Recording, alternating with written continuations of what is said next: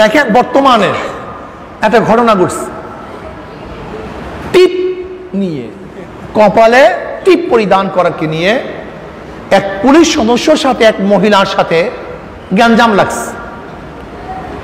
বাংলাদেশটা কোথায় আছে আপনি বুঝছেন? বাংলাদেশের অবস্থা সম্পর্কে বুঝেন? শুনছি সেই পুলিশ সদস্যের চাকরিও নাকি চলে যাইতেছে, স্থগিত করা হয়েছে। কি কারণ? পুলিশ সদস্য নাকি কপালে টিপ কিনিয়ে ব্যাংকে ঘুরছে।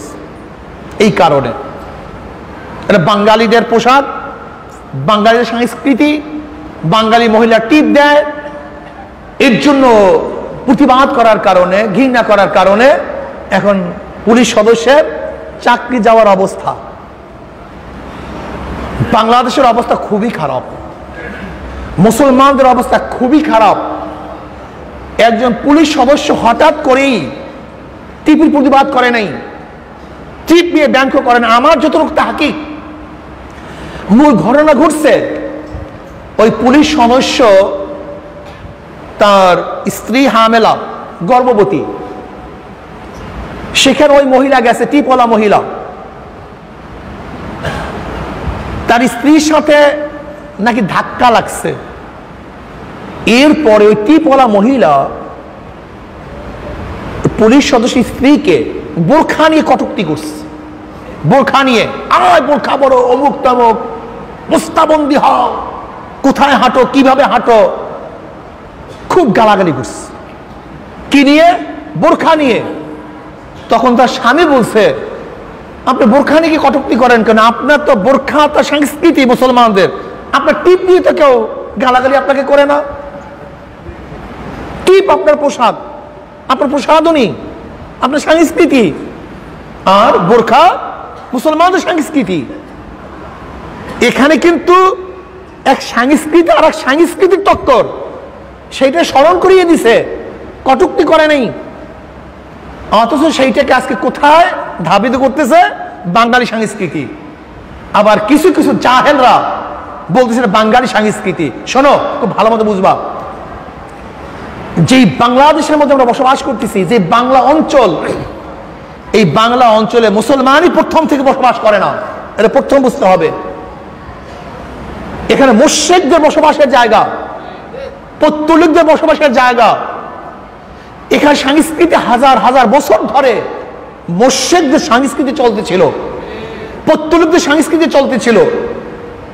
টিপ পরিধানের এই সংস্কৃতি, এটা কোথা থেকে আসছে, কিভাবে আসছে? দেখো, নবী ইব্রাহিম আলাইহিস সালাতু ওয়াস সালামকে যখন আগুনে ফালাবার জন্য চরক বানানো হলো, ফেরেশতারা চরক গাছ ধরে রাখছে, ঘুরতে দেয় না। তখন শয়তান বলল যে গোটা দুনিয়ার মানুষ চরক গাছ ঘুরাতে পারবে না, যেহেতু ফেরেশতারা ধরে রাখছে। কি করতে হবে? ওই পতিতলার মেয়েদেরকে নিয়ে আসো, পতিতলার মেয়েদেরকে নিয়ে আসো, উলঙ্গ করো, ওপেনে জিনা করো, যখন ফেরেশতারা থাকতে পারবে না,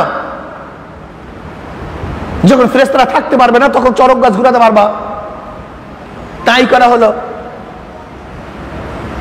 যখন এই কাজ শুরু করছে, রহমতের ফেরেশতারা কাঁদতে কাঁদতে চলে গেছে, বলছে মাওলা, হে তোমার খলিলকে, তোমার বন্ধুকে তুমিই রক্ষা করো, আমরা আর পারলাম না।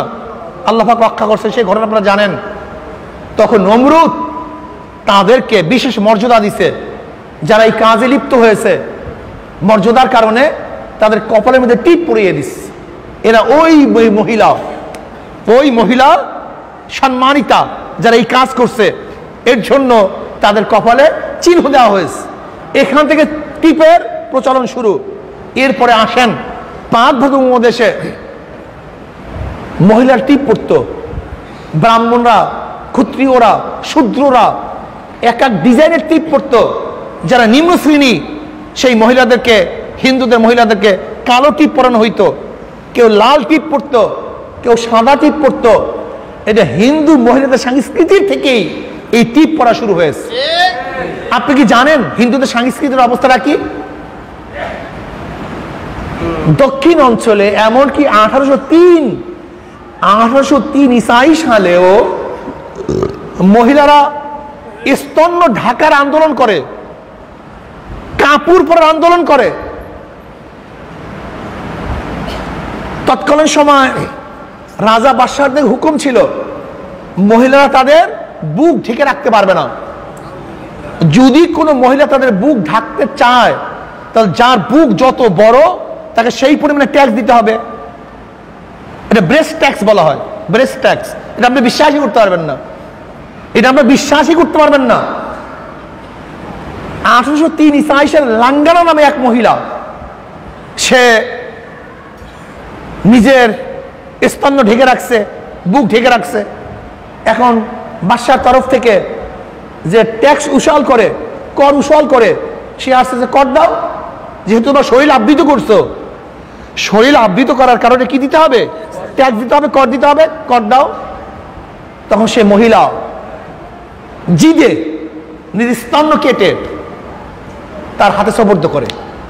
অতিরিক্ত রক্ত ঝরার কারণে সে মারা যায়। তার স্বামী তার স্ত্রীকে মরতে দেখে দুঃখে কষ্টে সে আত্মহত্যা করে। তখন এই আন্দোলন হয়, বস্ত্র পরিধানের আন্দোলন। এটা 1803 সালে, বেশি দূরেও না। 1803 সালেই দিল্লি দখল করে ব্রিটিশ। ওই একই বছর এই ঘটনা ঘটে। এরপরে আন্দোলনের পরে সিদ্ধান্ত গ্রহণ করা হয় যে না, স্তন্য ঢাকলে মহিলাদের ট্যাক্স দিতে হবে না। এই হলো হিন্দু সংস্কৃতি, যে মহিলাদের স্তন্য বুক ঢাকতে গেলে পয়সা দিতে হইতো। রাজাদের সামনে, ব্রাহ্মণদের সামনে, উঁচু বংশ হিন্দুদের সামনে মহিলারা বস্ত্র পরিধান করতে পারত না। এই যে টিপু সুলতান, টিপু সুলতানের নামে প্রবাদ আসে মুসলমান বানাইছে, আসলে না, ভুল কথা। মহীশূরের যোদ্ধা শাসক টিপু সুলতান তলোয়ারের মাধ্যমে কাউকে মুসলমান বানায় নাই, বরং টিপু সুলতান ঘোষণা দিয়েছিলেন যারা মুসলমান হবা তাদেরকে বস্ত্র পরিধান করলে ট্যাক্স দিতে হবে না। বুঝেন আপনি হিন্দুদের সংস্কৃতি? বুঝেন?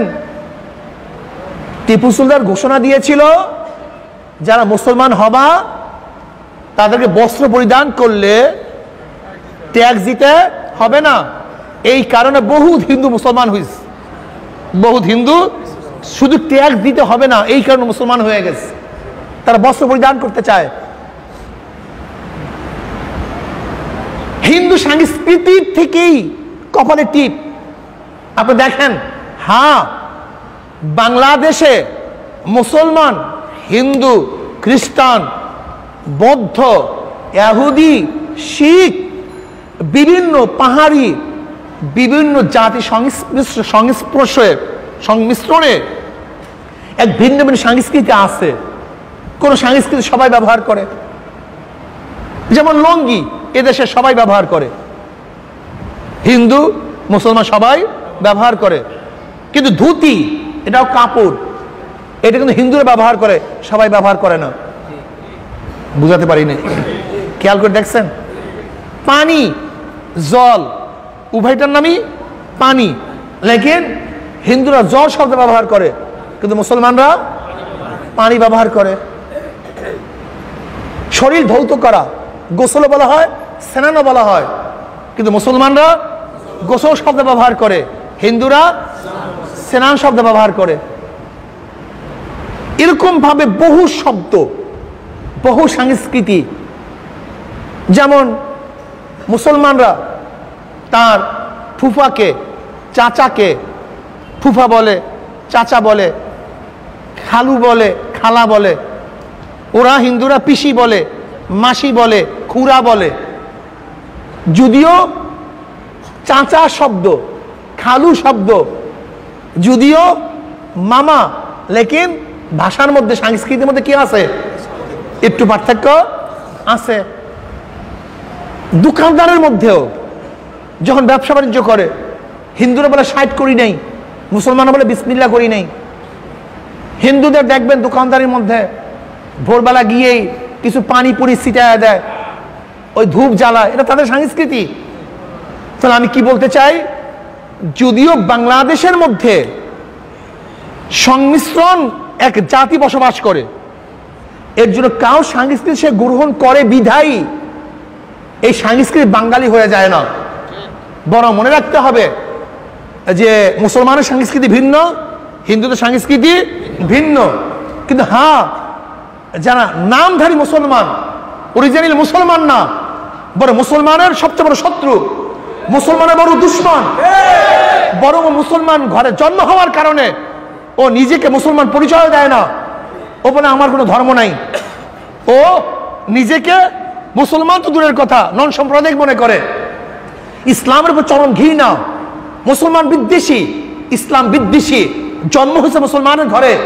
এই নামদারি বেঈমান মুনাফিক মুশরিক এবং কাফেরের গোষ্ঠী, যারা ওই মীর জাফরের গোষ্ঠী, মীর সাদেকের গোষ্ঠী, ঘোষিত গোষ্ঠী, যে নামদারি মুসলমানের কারণে ইসলাম ধ্বংস হয়ে গেছে, তারাই হিন্দু সংস্কৃতিকে বাঙালি সংস্কৃতির নামে চালিয়ে দিতে চায়। এর জন্যই অসমাপ্ত আত্মজীবনীর মধ্যে শেখ সাহেব স্পষ্ট কথা লিখছেন, স্পষ্টভাবে লিখছেন যে আমাদের পরিচয় দুইটা, আমরা প্রথম মুসলমান তারপরে বাঙালি, আমরা প্রথম মুসলমান তারপরে বাঙালি। টিপ একটা সংস্কৃতি, এটা কোথা থেকে আসছে? এটা মুসলমান থেকে আসে নাই, হিন্দুদের থেকে আসছে।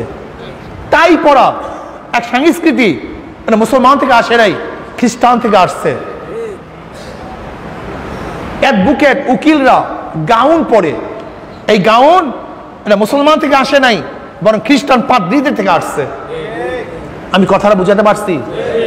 মনে রাখতে হবে যে এক একটা সংস্কৃতি এক এক জায়গার থেকে আসছে।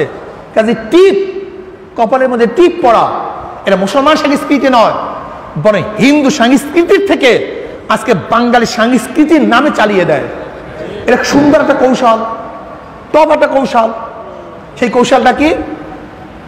আজকে হাজারো বেঈমান মুসলমানদেরকে বেঈমান বানাবার জন্য, তাদের বেঈমানির মধ্যে আরো বেঈমানিকে বেশি শক্তিশালী করার জন্য তারা বিভিন্ন বিজাতিদের সংস্কৃতিকে বাঙালি সংস্কৃতির নামে চালিয়ে দেয়।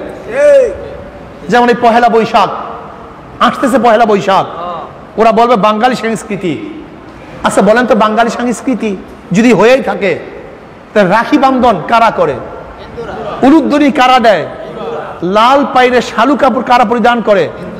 পেঁচাকে কারা বার্তাবাহক মনে করে যে পেঁচা ভালো এবং মন্দের খবর নিয়ে আসে? এই আকীদা বিশ্বাস কাদের মধ্যে? খুঁজিয়া দেখেন, দেখবেন বাঙালি সংস্কৃতির নামে পহেলা বৈশাখে যে সংস্কৃতি উদযাপন করা হয় তার মধ্যে পেঁচা থাকে। পেঁচা দেখবেন ছবির মধ্যে কি থাকে? পেঁচা। জানেন পেঁচা কেন রাখে? এর কারণটা কি জানেন? হিন্দুদের আকীদা বিশ্বাস পেঁচা ভালো এবং মন্দর সংবাদ নিয়ে আসে, কাজে এটা হলো ভালো মন্দের প্রতীক। এর জন্য তাদের মিছিলের সামনে পেঁচা থাকে। এটা হিন্দুদের সংস্কৃতি। এসো হে বট, এসো হে পয়লা বৈশাখ, দেখা হবে তোমার সাথে বট মূলে। তার মানে বট মূলে কারা ইবাদত করে, কারা পূজা করে? বট মূল কাদের দেবতা? এটা মুসলমানদের দেবতা না। বট মূলে মুসলমানদের কোনো কাজ নাই, বট মূল হলো হিন্দুদের দেবতা, সেখানে তারা পূজা করে। কাজের মুসলমানদেরকে বাঙালি সংস্কৃতির নামে হিন্দুদের সংস্কৃতি পালন করানো হচ্ছে। ঢোল, তবলা, একতারা, সারিন্দা দিয়া মুসলমান ইবাদত করে না। কারা ইবাদত করে? হিন্দুরা। কাজী আরে হিন্দুদের সংস্কৃতি। আমি সরকারকে বলবো, খাস করে মাননীয় আইজি মহোদয়কে বলবো, আজকে একজন উর্দি পরা, পুলিশের পোশাক পরা পুলিশের সদস্যকে কেন অপমান করা হচ্ছে, কি কারণে অপমান করা হচ্ছে, তার গর্ভবতী স্ত্রীকে কেন অপমান করা হলো, কে তর্ক সৃষ্টি করছে, এটা আমি আইজি মহোদয়কে বলবো, উদ্ঘাটন করুন, এটাকে দেখুন, এরপর বিচার করুন। হুট করে আজকে নাস্তিকদের প্রভাব বেশি হওয়ার কারণে দাড়ি নিয়ে কটূক্তি করবে, টুপি নিয়ে কটূক্তি করবে, বোরখা নিয়ে কটূক্তি করবে, আর আপনারা বসিয়া বসিয়া দেখবেন ইনশাআল্লাহ বাংলাদেশের মুসলমান একদিন সহ্য করবে না। যা মনে চায় তাই করবেন। বোরখা নিয়ে কটূক্তি করছে, সেটা আপত্তি করেন নেই, কিন্তু বোরখাকে তুলনা করতে গিয়ে সে টিপ নিয়ে আপত্তি করছে। আসলে তো মূর্খে টিপকে আপত্তি করেনি। সে একটা উদাহরণ দিছে যে আপনি বোরখা পড়ছেন, সে বোরখা পড়ছে, আপনি তো টিপ পড়ছেন, আমরা তো আপনাকে কটূক্তি করিনি। কোথায় চলে গেছে মুসলমান? কোথায় চলছে? 92% মুসলমান দাবি করি। এই বিষয়ে আমাদের খেয়াল রাখা উচিত। নবী আলাইহিস সালাতু কি বলছেন? মান তাশাব্বাহা বিকওমিন ফাহুয়া মিনহুম, যার সাথে যার সম্পর্ক মুসলমান অন্য কোন গায়রা মুসলমানের সংস্কৃতি কোন অবস্থাতেই গ্রহণ করতে পারে না। সেটা বাঙালি নামে হোক, বাংলাদেশি নামে হোক, উদারপন্থী হোক, যে পন্থী হোক, এটা সহ্য করতে পারে না। কাজে আল্লাহ পাক